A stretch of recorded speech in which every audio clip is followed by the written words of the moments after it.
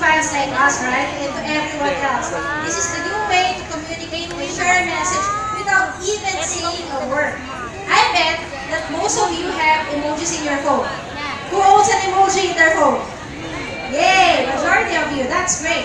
So, when you want to express something that you like, what do you use? The like or thumbs up emoji, right? When you're happy, you use the smiley emoji, I'm sure. And when there's someone seated just beside you, what do you use? The LOL, right? So, that's our way of sharing the love, ensuring that we share the KK love continue this 2016 while strengthening the public communication between you and all of your loved ones here.